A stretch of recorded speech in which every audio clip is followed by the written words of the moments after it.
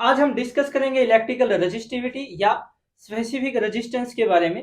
तो specific resistance या electrical resistivity क्या होता है, उससे पहले हमें पता होना चाहिए भी जो रेजिस्टेंस की वैल्यू है वो किन किन बातों पे डिपेंड करती है। लेंथ पे डिपेंड करती है, एरिया पे डिपेंड करती है, टेम्परेचर ऑफ कंडक्टर पे डिपेंड करती है और नेचर ऑफ कंडक्टर के ऊपर डिपेंड करती है। ये हम पहले डिस्कस कर चुके हैं पहले टॉपिक में।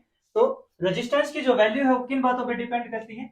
Resistance is directly proportional to length of conductor and inversely proportional to area of conductor. दोनों को कंबाइन अगर किया जाए तो R is directly proportional to L by A।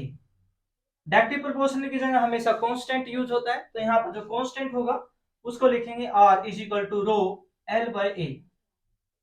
तो यहाँ पर रो क्या है, एक कांस्टेंट वैल्यू है जिसको क्या बोला जाता है, रेजिस्टिविटी। ये जो रेजिस्टेंस है इसकी वैल्यू क्या आ जाएगी, रो L बाय A। और यहाँ पर ये जो कांस्टेंट होगा रो, इसको क्या बोलेंगे, रेजिस्टिविटी। यहां से इफ जो कंडक्टर हमने लिया है अगर उसकी लेंथ हो जाए 1 और एरिया भी हो जाए 1, लेंथ और एरिया दोनों की वैल्यू अगर 1 हो जाए तो उस केस में R इज इक्वल टू क्या बचेगा भाई, R इज इक्वल टू रो बचेगा। L की वैल्यू भी 1, A की वैल्यू भी 1, तो R इज इक्वल टू क्या जाएगा, रो। तो इसका मतलब जो रेजिस्टिविटी है वो किसके बराबर होती है, रेजिस्टेंस के बराबर होती है। या स्पेसिफिक रेजिस्टेंस किसके बराबर होता है, रेजिस्टेंस के बराबर होता है। कब, जब किसी कंडक्टर की लेंथ 1 हो और एरिया भी कितना हो, 1 हो।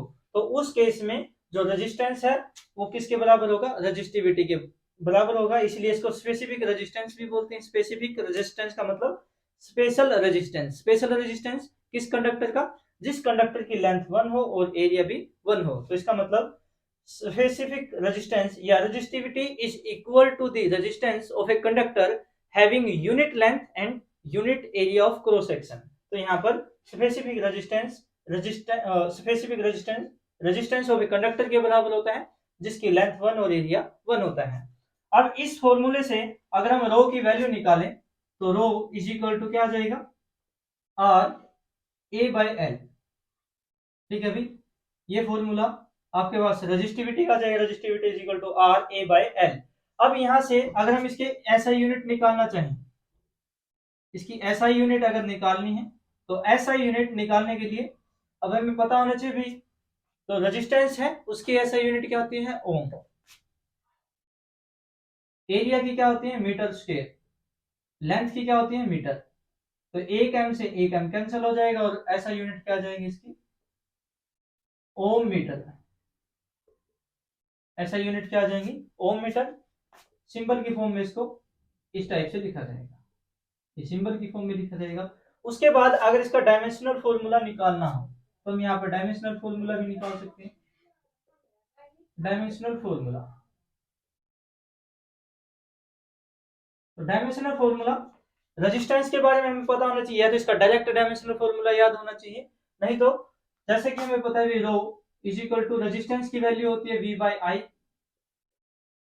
ठीक है भाई, रेजिस्टेंस की value V by I into A by L। अब हमें पोटेंशियल का पता होना चाहिए, पोटेंशियल का भी अगर नहीं पता है तो पोटेंशियल का हमें फॉर्मूला जरूर याद होना चाहिए, W बाय क्या होता है, A I L। इस टाइप से अब इसका डायमेंशनल फॉर्मूला हम इजीली निकाल सकते हैं। तो क्या होगा, वर्क डन का होता है M L2 T की पावर -2। यहाँ पर A क्या है, एरिया, तो एरिया का होता है L2 L square divide by, यहाँ पर Q चार्ज का होता है 80, I का होता है A और L का होता है L। लेंथ है तो लेंथ का L से लिखते हैं। तो अब इसको सोल्व करेंगे तो डायमेंशनल फॉर्मूला क्या आ जाएगा भाई, एक L से तो एक L कैंसिल हो जाएगा, यहाँ पर एक L ही बचेगा, M की पावर 1।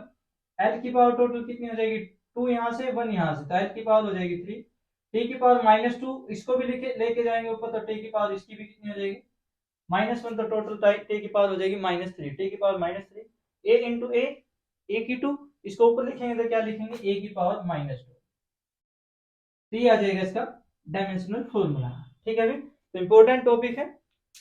स्पेसिफिक रेजिस्टेंस वो रेजिस्टेंस होता है जिस कंडक्टर का वह रेजिस्टेंस होता है जिसकी लेंथ 1 हो और एरिया 1 हो। ठीक है भाई, ये इसका डायमेंशनल फॉर्मूला है, ये इसकी SI यूनिट है।